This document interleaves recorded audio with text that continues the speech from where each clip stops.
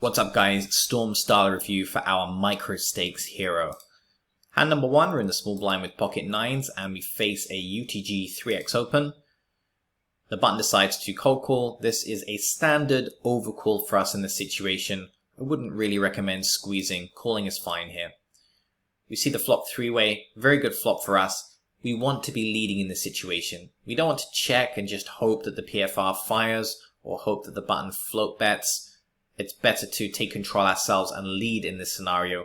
We obviously have a very good hand. We should be committed even in the 3-way pot with second set. So we should be leading for quite a large size and maybe 6 or 7 big blinds in this situation. Hero checks. So maybe Hero's going for the check raise, but it's unreliable because it could very easily just get checked around. Then we see something like the Jack of Spades on the turn. We don't really want that. Here it does manage to get the check raise through. Let's have a look at the sizing. It's definitely strong enough to check raise, by the way. Normally it would be 3x, but we have an extra caller in the middle, so we should really be looking to make it something like 4x. It's a pretty good check raise sizing. We face a 3-bet here, and we could be running into pocket 10s some of the time. If we review the action, we can see this player opened under the gun. He could have 10s. It makes sense that he would be firing on the flop. It makes sense that he would 3-bet against a very strong looking check raise multi-way. But he could also be overplaying jacks plus. He could have pocket 2s, and so we're the one that has the better set. Or he could have some kind of combo draw. He could have something like queen jack of spades, for example, in the situation. We should be re-raising here. It's only 100 big blind effective. We don't really mind too much if we're behind. He does end up having the lower set, which is fine. Next hand we have ace-king offsuit. We should be 3-betting here pre-flop. We can see that a relatively short stack open raises from UTG has about 36.5 effective to start the hand. We should be 3-betting here. If we do face a 4-bet from this player, we can happily stack off because of the stack depth. We don't generally like stacking off with ace-king against UTG, but at this stack depth it's fine. So we'd want to see a 3-bet to around about 7 or 8 big blinds should be fine. This is large given the situation. It's not a big problem because we are pretty much committed anyway, but the standard sizing would be something like 8 big blinds, for example.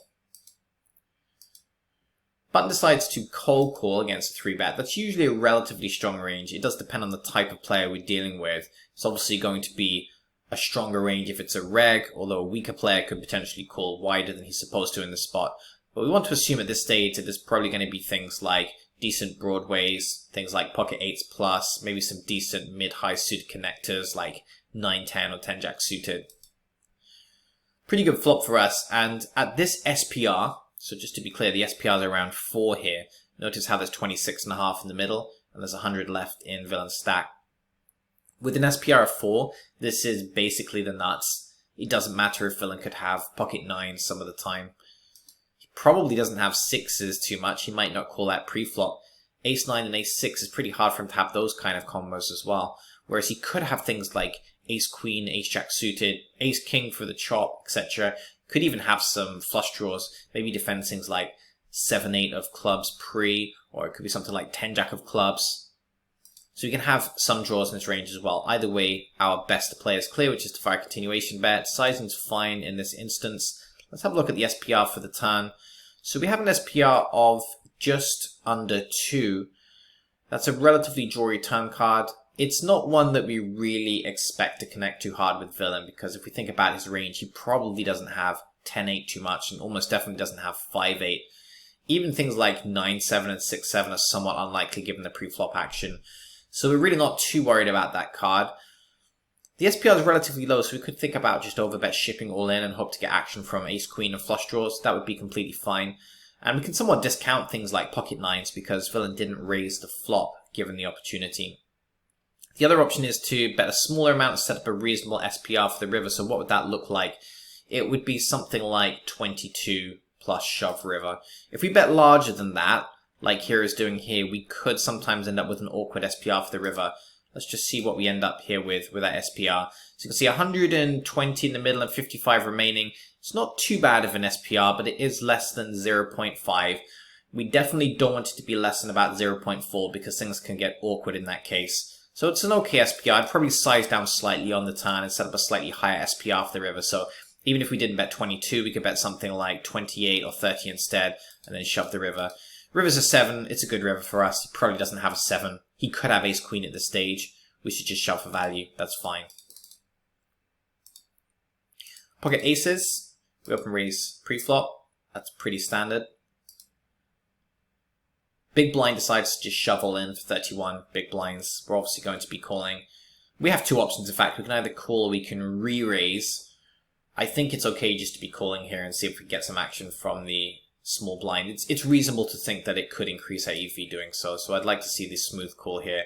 And small blind does tag along. That's probably a good outcome for us. Ironically, it increases the chance that we lose the pot overall, because now we're up against the combined equity of two players, but the EV should increase as a result of getting this action from the third player.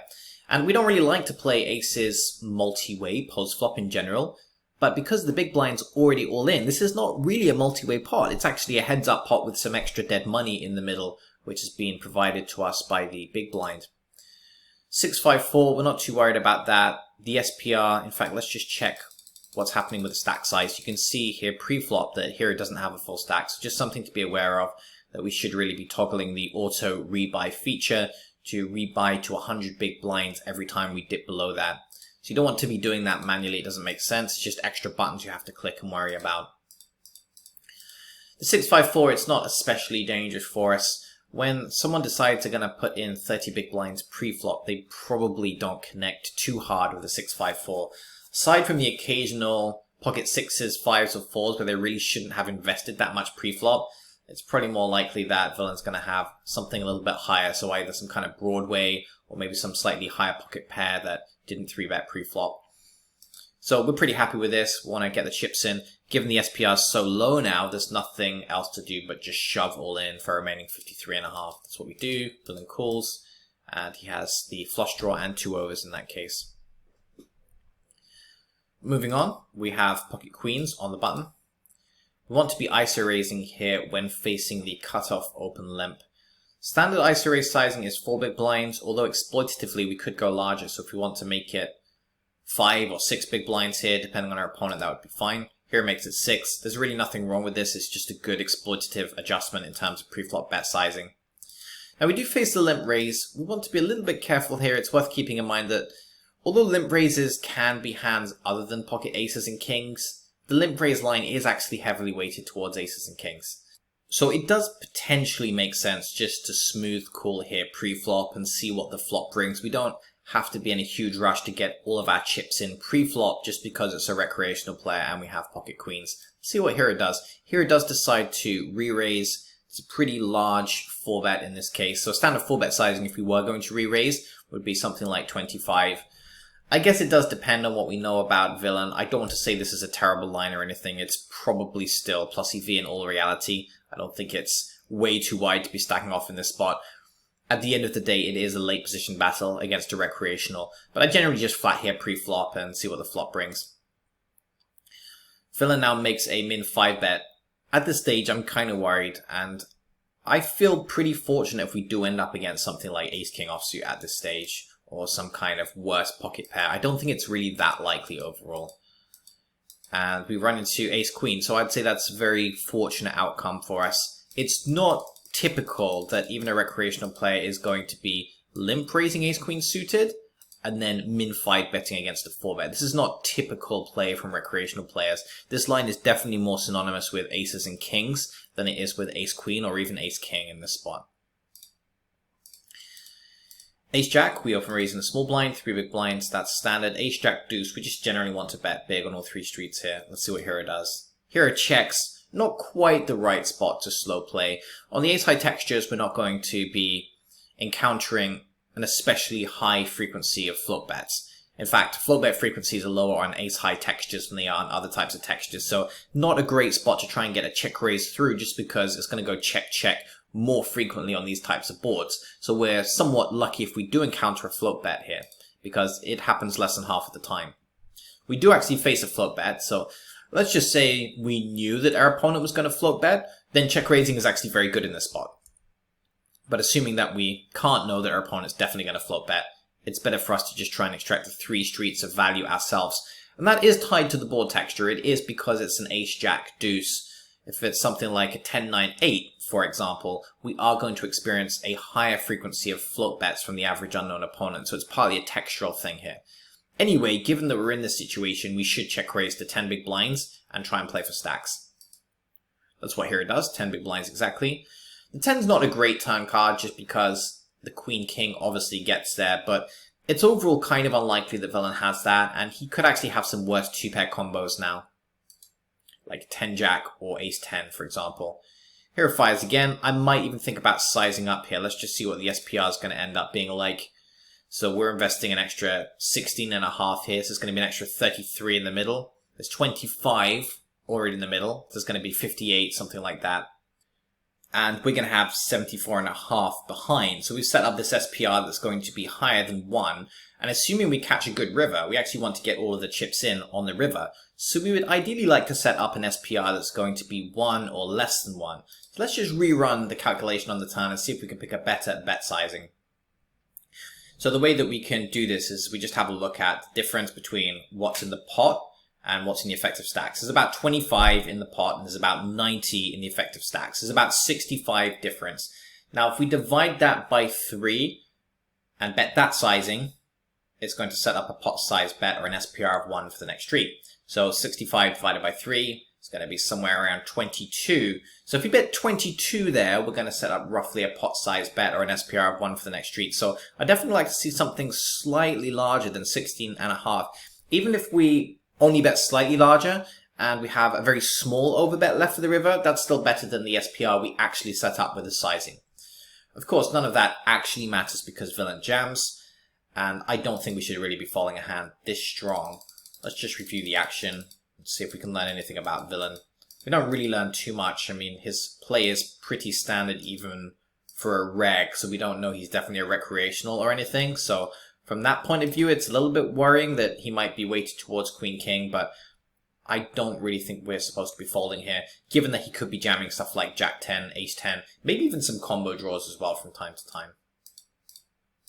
So he has the Ace-7, that's a very wide jam. I'm somewhat surprised to see that. I'm not sure what's happening here, whether he's turning it into a bluff or he thinks he's value betting. Queen-9, UTG, this is definitely borderline. We could just be folding this pre. We don't actually have to enter the pot here with Queen-9 suited.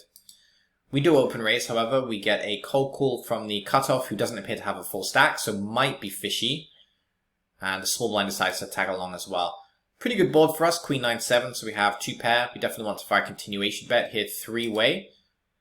Sizing, maybe 4.5, 5 big blinds, something like that. Here makes it 5.5. I'm okay with that. Small blind defense. Doesn't check raise, which is always a good sign. We don't have any real reason to believe that our hand's not good at this stage, so we should just be looking to get 3 streets of value. We're not going to be able to get the stacks in here, but we should be able to bet a decent amount on each street and still reasonably expect to get paid off by worse. So perhaps 13.5 on the turn, something around that. Here makes it 12.5, that's okay. Now we face a check raise. This is a little bit awkward. Let's just revisit earlier on in the hand. Now we do know that Villain probably doesn't have queens, partly because of the preflop action and also just down to the fact there's only 1 combo of queens left in the deck. 9s and 7s maybe, but it's interesting how he doesn't check raise here. So what is he really saying? He's kind of saying that he's connected with the 3. Well, there's nothing that really worries us there unless he has pocket 3s. So it does seem that there's a pretty good chance that we're running up into something like Queen-7, Queen-9 for the chop, 9-7, or even things like Queen-3 suited. Stack depth, less than 100 big blinds. We will, of course, sometimes be running into pocket 7s, but pocket queens really doesn't exist that much in Villain's range. And even pocket 9s, although it could be in his pre-flop range, it's only 1 combo again based on the card removal effects. Pocket 7s is the main combo we're worried about in that case, and it's hugely outnumbered by the 2 pair combos that Villain can have. So I think we really just have to go with our hand here. Now we've got 2 options. We can either re-raise all in, or we could just smooth call. Given the presence of draws in this texture, if you look at this texture, there are so many different draws as well. You know, ranging from 6-8 to 10-8 to 10-Jack, King-10, King-Jack. There's so much stuff like that. There's flush draws. There's also combo equity. I think we should just be shoving all in here and hoping for the best. Here are smooth calls. Now, although it's okay, it's still going to be plus EV. Our life can sometimes be difficult when the river comes something like the 10 of diamonds and then our opponent shoves all in. That's not a comfortable spot to be in, so I prefer to see the re-raise here on the turn. That's an example of a not great river, and pretty difficult spot now that we're in. I guess that we have to call here just because there are a huge number of busted draws, although the diamond draws clearly got there. Sevens we still lose to, but it's not clear whether Villain's going to be shoving that for value. We might find that he doesn't shove sevens for value now when the diamond's complete on the river, in which case he's only really representing completed diamonds and he still has all of those busted straight draws in his range. Either way, even if we forget about the board run out, 2 pairs always going to be at least reasonable as a bluff catcher in this spot. There's a pretty good chance we should still be calling, but hopefully you can see why the turn 3-bet option might make the most sense here. Once again, we see a huge overplay. I mean, these are the micro-stakes games, but I guess we want to keep that in mind as well. There's always a chance that someone's just spazzing out with a weak top pair, for example. In fact, it's even second pair by this river. So once again, it's unclear whether Villain is going for super thin value, which seems kind of crazy when you analyze it, or whether he's just turning his hand into a bluff. Maybe it was value in his mind on the flop and turn, but now he's turning it into a bluff because of the ace. We don't really know, but the point is, there's always a chance that Villain just has something random, which means we get a slightly better price on the call when we're playing in these types of games. Pocket aces, UTG, we come in for a 4x open, that's fine. Again, it can be 3x, but there's nothing wrong with exploitatively sizing up when we have very strong hands. We face a 3-bet, that's generally pretty good for us. Best play now is to put in a 4-bet to about 22.5 or 25. Hopefully Hero does that. So we can see that Hero's got some issues with standard sizings in certain spots. So this is a very large 4-bet. It's obviously still going to be plus EV. It can't be minus EV when we have aces. Like, whatever we do with aces, pre-flop is going to be plus EV, but it's not the standard 4-bet sizing, and it's worth being familiar with standard sizings. So a standard sizing here is going to be anywhere between 22 and 25, or round about 25% of the effective stacks. So with 4-bet sizing, Villain decides to smooth call, which is potentially even weirder to smooth call against such a large 4-bet sizing. At this stage, there's not really any other option apart from pushing all in. We have the SPR of less than 1, and we have an overpair. Of course, we always flop an overpair with aces, so with that 4-bet sizing, we pretty much just have to shove any flop. So hopefully that's what Hero does right now. Let's take a look. Shove all in, Villain calls, has pocket jacks. So yeah, we can kind of see why he's calling such a large 4-bet. He obviously doesn't want to fold that pre-flop. And, you know, we say he doesn't want to, but maybe he should against that kind of pre-flop action. It's not like we're committed with jacks in general against a UTG open and subsequent 4-bet when we're playing with 100 big blind effective. So possibly Villain could have found a folding opportunity when facing that very large 4-bet. Pocket aces again. We want to 3-bet here pre. 7 or 8's fine. We can size up exploitatively to 10 or 11 as well. Hero makes it 10. Nothing wrong with that. Face a 4-bet, very good for us. Obviously, we just want to ship it in pre for 100. Up against kings, that's fine. Good result for us. Pocket 10s. I like to see a pre-flop 3-bet here to 7. This is a good spot to slightly expand that 3-betting range. It's strong enough. It's not a huge problem to be cold calling, but it might be slightly lower EV overall. So we see a 3-way flop. We have second set. We are probably committed here, although it is possible that big blind has queen jack. We want to be a little bit careful, but we're definitely committed against the shorter stacked player. So it's checked around to us. We just want to be value betting here. It's a good sign that big blind didn't lead, so we can discount some of the queen jack combos there. So we want to bet something like 4 or 5 big blinds. Here bets 5. Looks good. Big blind defends. Not really a great turn here. It obviously completes the 4 to straight. Villain checks again. Well, we have two options. We could bet smallish, or we could just check back. Either option's fine in this case. Let's see what Hero does. Hero checks back. We boat up on the river. Let's see what Villain does. So Villain does lead. It's a little bit of a tricky spot to navigate, because there are some higher full houses out there. In fact, any full house made with a queen is going to beat our pocket 10s. So we lose to things like king, queen 10, queen 9, etc. Having said that, Villain could have holding such as straights in his range, or even naked trip queens. So it probably makes sense to put in a raise here and then just reevaluate when facing a 3-bet and kind of hope that we don't get 3-bet, because that's pretty bad for us if it happens. So I would say raise to 30, and then see what happens if villain shoves over the top. 24 is fine, it doesn't want to be a large river raise. We do get shoved on, and this is a fairly tricky spot for us to navigate. I think I'm not going to be able to find a fold at these limits. I think we're probably just going to be peeling here anyway. We do have a pretty strong full house, but this is not necessarily a great spot to be in. We definitely lose to King, Queen, Queen 10, Queen 9. But I guess we've just seen there's always that chance when you're playing these limits that our opponent's going to be showing up something a bit wider than they're supposed to. So we could have something like naked trip queens here, or a straight that's being overplayed. We don't have any real read that our opponent's a decent reg or anything like that. So I don't think I'm going to be able to find the fold here.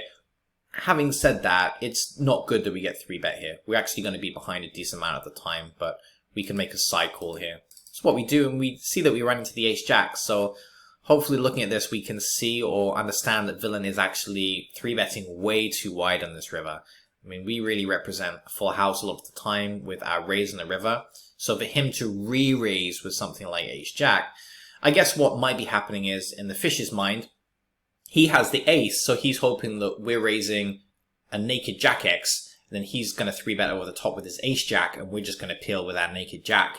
But of course, we would never even 2-bet the river with a jack-x here, or at least it's not that likely, and we certainly wouldn't call off a 3-bet. So that's what makes our opponent's line way too wide here. But once again, we see another example of why we have to be very careful about folding hands above a certain strength when we're playing in these games. There's always that chance our opponent's just doing something that's slightly wider than they really should be.